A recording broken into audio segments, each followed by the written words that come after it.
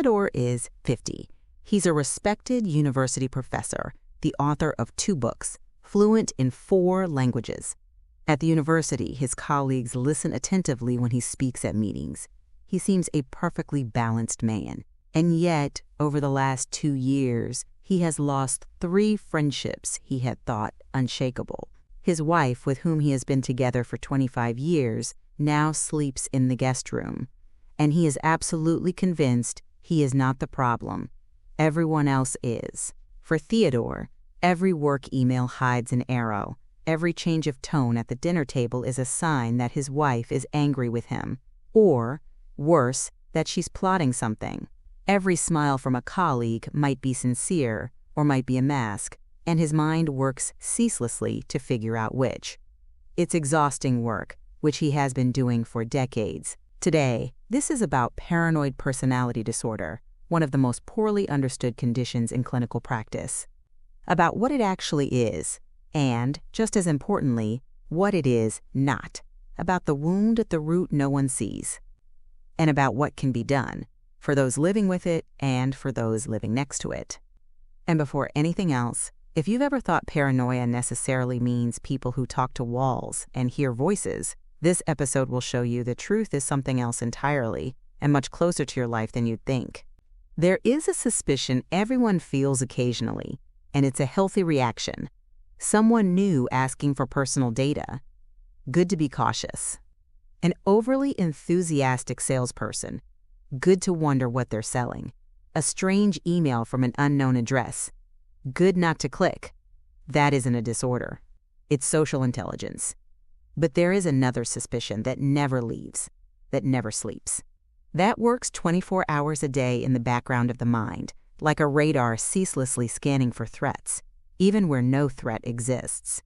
This suspicion doesn't rest in the arms of friends, doesn't relax beside a spouse in bed, doesn't stop even on holiday. It accompanies the person everywhere. This is what we call, clinically, paranoid personality disorder, or PPD, the abbreviation from English. Theodore, our professor, is a textbook case. At one of the recent meetings, the dean proposed a department restructuring. For every other colleague, it was a normal administrative decision, perhaps contested, perhaps unpopular, but with no personal target. For Theodore, the restructuring was, without doubt, a maneuver to push him toward retirement. The dean had been holding a grudge against him for 5 years, ever since Theodore had opposed him at a budget meeting. He had probably plotted with the rector. They were probably going to cut his most prestigious course. Probably. None of these probablys rested on any evidence. All of them rested on Theodore's interpretation, repeated in his mind until it became conviction. And the biggest problem is that, in his own mind, Theodore wasn't being paranoid. Theodore was analyzing. With lucidity, he considered. With superior intelligence. He saw the others as naive, unable to observe the invisible threads of the world. When people hear the word paranoia, the first image that comes to mind is often the cinematic one, a man who talks to walls. Who believes the antennas on rooftops transmit coded messages to him? Who tapes foil on the windows to block the waves? This image exists, but it belongs to a different disorder, schizophrenia, in its paranoid variant, and it is not the same thing as paranoid personality disorder. The difference is crucial. In paranoid schizophrenia, the person has delusions, fixed beliefs, impossible from a physical or logical standpoint. They believe they're being followed by secret organizations, that the television speaks directly to them, that the neighbor communicates telepathically. They sometimes have hallucinations, hearing voices that don't exist, seeing people who aren't there. This is a severe psychiatric illness requiring medication. Paranoid personality disorder is something else. The person does not have delusions. Their suspicions, though exaggerated, are theoretically possible. They do not have hallucinations. They do not talk to walls. They function socially, hold jobs, have families, make rational decisions in most aspects of life.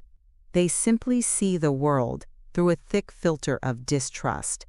They believe others are exploiting them. They believe their friends are not loyal. They believe their spouse is cheating without evidence. They believe the boss is looking for faults without evidence. And when shown there is no evidence, they reply that the evidence has been hidden or that others' naivete fails to see it. The difference between the two isn't just a technical nuance. It's a practical difference because treatments are completely different, prognoses are different, approaches are different. And confusing someone with PPD with a person with schizophrenia is an injustice we should never commit. Here enters one of the most painful observations of modern research on PPD. For many of those who carry this disorder today, the world was really dangerous once. Not in imagination, in reality. Researchers who study the origins of PPD have identified several categories of experiences that frequently appear in the history of people diagnosed with this disorder. A child who grew up in a home where they were systematically abused, physically, emotionally, or psychologically. A child repeatedly betrayed by their figures of trust. A parent who promised to return and didn't. A parent who used the child as a weapon in adult arguments. A child who grew up in a real hostile environment, whether social, political, or communal. A child who witnessed major betrayals among the adults around them. All these experiences share one point.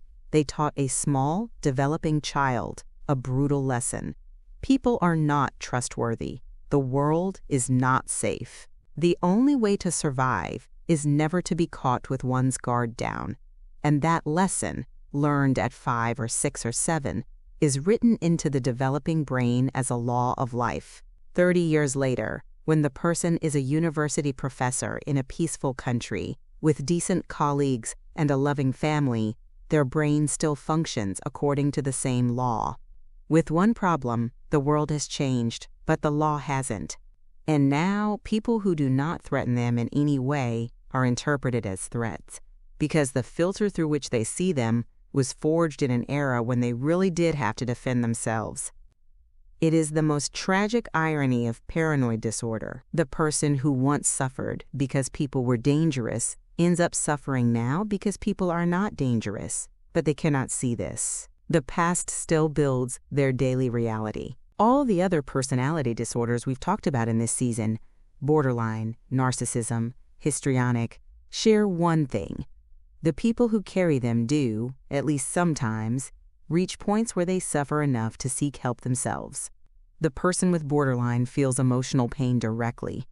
The one with narcissism and depressive episodes senses something is wrong. The histrionic comes to therapy after a partner's abandonment. With PPD, things are different. The person with paranoid disorder, in their internal logic, has nothing to treat. The problems in their life are caused by others, by jealous colleagues, by insincere friends, by unfaithful spouses, by spiteful bosses. They do not suffer from a disorder. They simply live in a hostile world, and their lucidity is what keeps them alive. Asking a paranoid person to go to therapy is like asking a war veteran to lay down arms in the middle of battle. For them, the fight is still going on.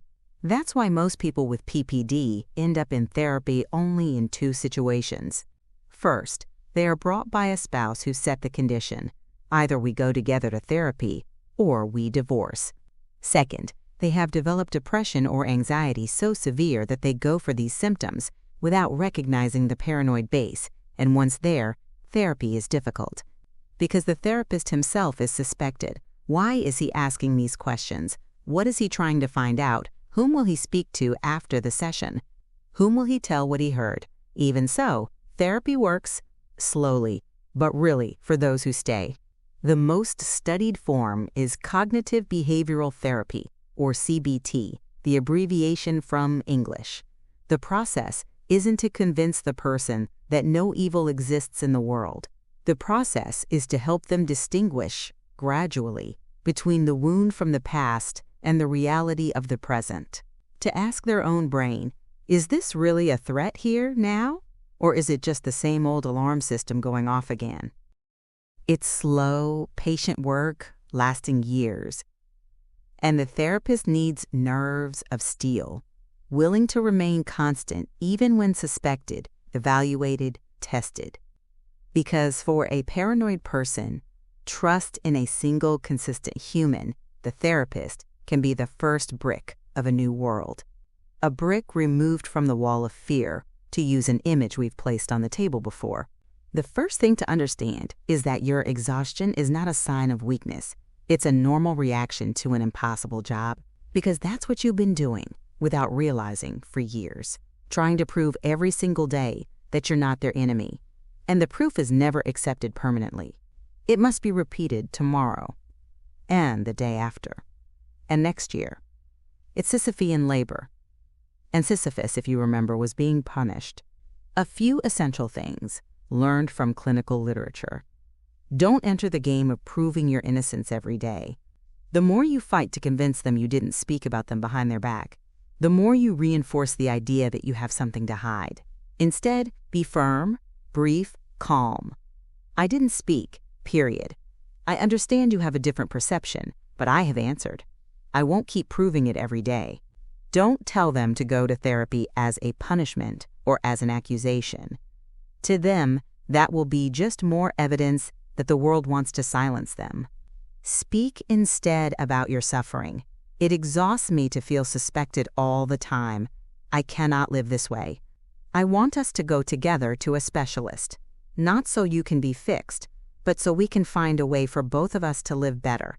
Set firm boundaries for yourself. You cannot repair someone who doesn't see themselves as needing repair, but you can repair what is yours. Go to therapy yourself. Build a network of people outside the relationship, people you can meet, talk to, in whose company you can still feel a whole human being. Because if you stay in this relationship without your own reserves, you will end up exhausted, and you will be of no help to yourself or to them. And if, after all this, the person refuses any help and the relationship grinds you down to a wound, leaving is not a moral failure, it is a legitimate limit.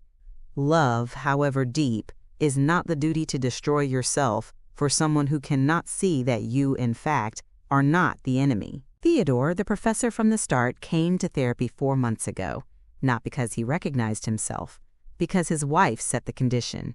Either we go together, or I leave. He walked into the office prepared to demonstrate that the therapist, like everyone else, was part of the problem. He treated his sessions almost as interrogations. At the second session, he asked directly, "What do you get out of this besides money?" The therapist replied calmly, "I'm wondering whether, somewhere along the way, someone who seemed safe hurt you very deeply." Theodore was silent for 30 seconds. Then he spoke, for the first time in his adult life, about his father, a man who would ask him daily, when he was a child, what he had done wrong that day, and who always found something, about a lesson learned at 8 that he had never forgotten. Take no one at their word. Verify everything. Look for the lie under every smile. That's how you survive. He's still in therapy. He isn't cured. Probably he never will be completely. But already, last week, with a colleague who greeted him in the corridor, he was able to smile back without wondering what that greeting was hiding. 1 second of rest after 40 years of vigilance. And that is perhaps the most important lesson of this episode. Paranoid disorder isn't cured overnight. Often, it isn't cured at all. It only softens. But every moment in which a person can receive a smile, not as a trap, is a real victory. A victory against a world that, once, really did hurt them.